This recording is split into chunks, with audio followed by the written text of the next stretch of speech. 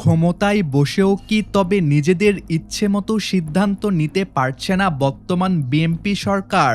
পর্দার আড়ালে এমন কি অদৃশ্য চাপ তৈরি হয়েছে যার কারণে চিরপ্রতিদ্বন্দ্বী জামাতে ইসলামের একটি মারাত্মক দাবির সামনে শেষ পর্যন্ত নতি স্বীকার করতে যাচ্ছে তারেক রহমানের দল?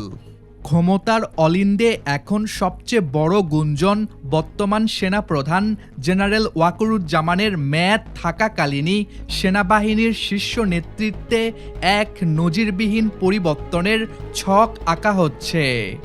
আর সেই পদে আলোচনায় উঠে এসেছে দীর্ঘদিনের গুম জীবন থেকে ফিরে আসা সাবেক ব্রিগেডিয়ার জেনারেল গোলাম আবদুল্লাহিল আমান আজমির নাম।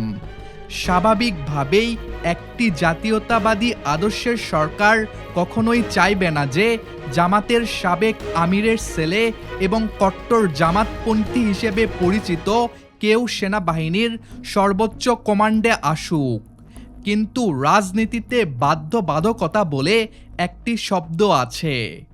আজ আমরা পর্দার আড়ালের সেই বিস্ফোরক সত্য উন্মোচন করব, যা প্রমাণ করবে ঠিক কোন কোন অদৃশ্য শক্তির চাপে পড়ে নিজের অনিচ্ছা সত্ত্বেও জামাতের এই ফর্মুলাই নতি স্বীকার করতে পারে বিএনপি সরকার।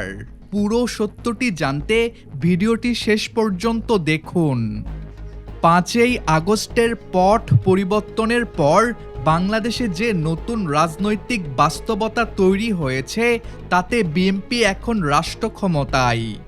স্বাভাবিক নিয়মেই যে কোনো ক্ষমতাসীন দল চাই সেনাবাহিনীর শীর্ষ পদে এমন কেউ থাকুক যে তাদের রাজনৈতিক দর্শনের প্রতি অনুগত বা অন্ততপক্ষে নিরপেক্ষ।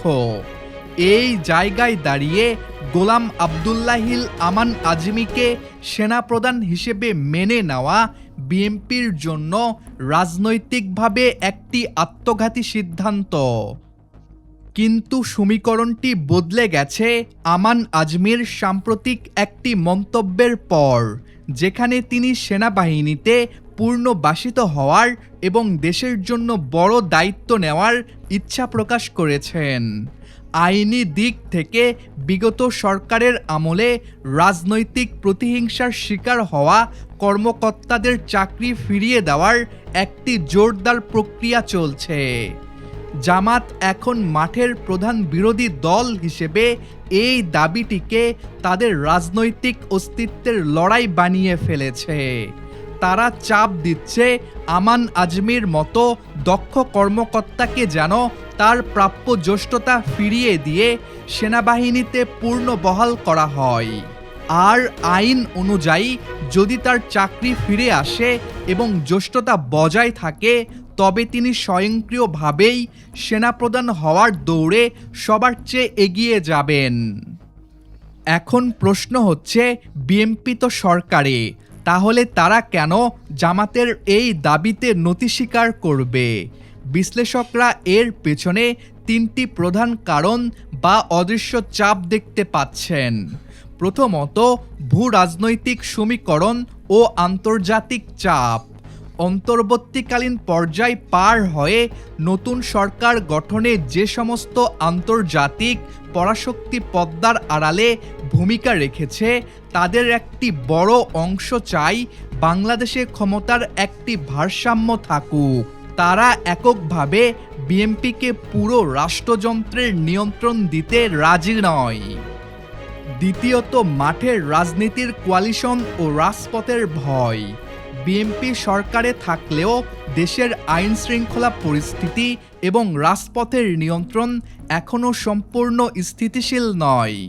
জামাতে ইসলামী এই মুহূর্তে ক্যাডার ভিত্তিক সবচেয়ে সুসংগঠিত দল।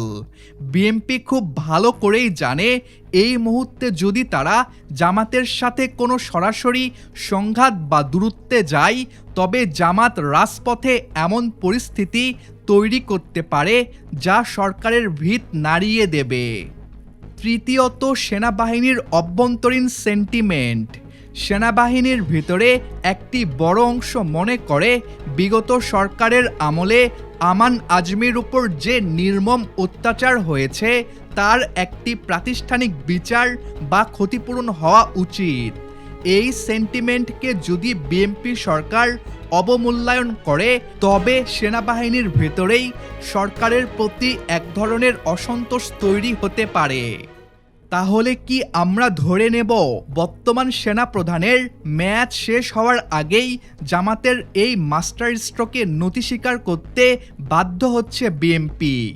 রাজনৈতিক বোদ্ধারা বলছেন এটি বিএনপির জন্য এক চরম পরীক্ষা। একদিকে নিজেদের রাজনৈতিক আধিপত্য ধরে রাখার চেষ্টা, অন্যদিকে জামাত ও আন্তর্জাতিক শক্তির ত্রিমুখী চাপ। পদ্মার আড়ালের এই মনস্তাত্ত্বিক লড়াইয়ের শেষ পর্যন্ত কার জয় হয়, বিএনপি নাকি জামাতের, তা আর অল্প কিছু দিনের মধ্যেই পরিষ্কার হয়ে যাবে।